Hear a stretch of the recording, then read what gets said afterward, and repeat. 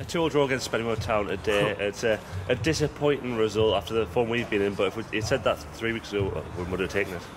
Listen, Spennymoor are a really good side. I think everyone could see that today. They're full of energy, enthusiasm. We've got great runners. We've got some really good players. And if someone said to me, like you said a month ago, 2-2 against Spenny after playing Chorley and beating Chorley, snap your hands off. But because of the run the lads have been on of it late and the position they found themselves in, I'm quite disappointed, and them are disappointed in there. And that's what I love about it.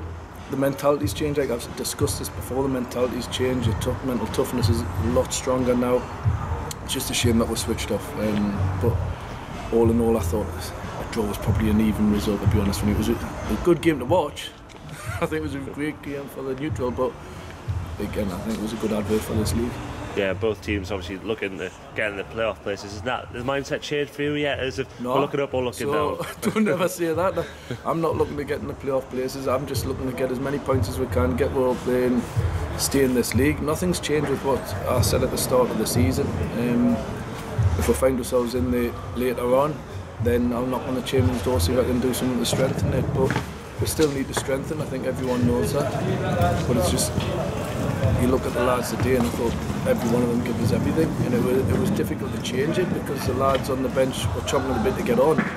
But it was really difficult. It was a really tight game, and I think that's where Spenny have probably got a little bit more than us. They've got really good strength and depth. When you look at the players that them have got on the bench, it's phenomenal. And obviously they had the weekend off as well, so they had the little freshness in the legs. Do you think that told in the last few minutes, or do you think we held our own?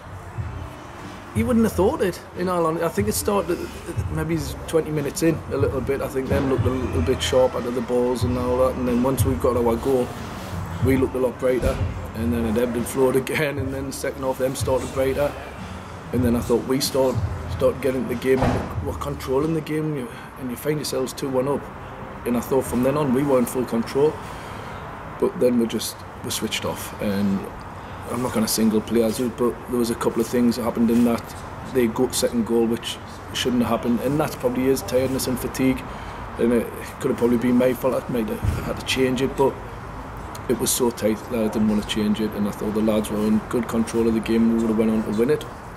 Nipper was causing absolutely chaos up top, and we just needed another goal. I think would have settled it, but it wasn't to be. But like I said, a 2-2 draw against Spennymoor, who are vying for the playoffs, it's not a bad result. I think we've sat here for post-match interviews for the last 2 years going, when Dan Maguire's fully fit, you can see what he's capable of, and the last month or so, you've seen what he's capable of. The lad's on fire at the minute.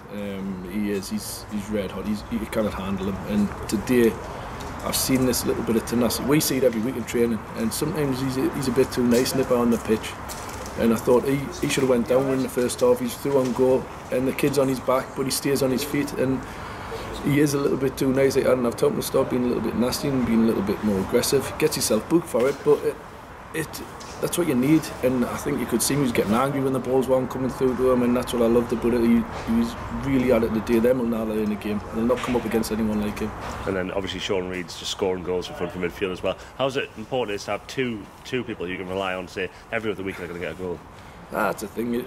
I know Reid's unbelievable in the air. His timing of his runs and everything is great, and that's what he's in the team to do, and he does exceptionally well. But see, against Chorley Holmes, he comes on, scores goals.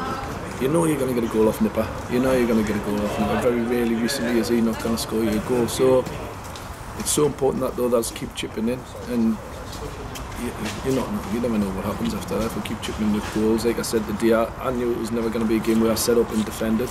It was always going to be a game where whoever scores the most goals, two good sides who are attacking sides, whoever scored the most goals won that game. But unfortunately, we just let one slip at the end.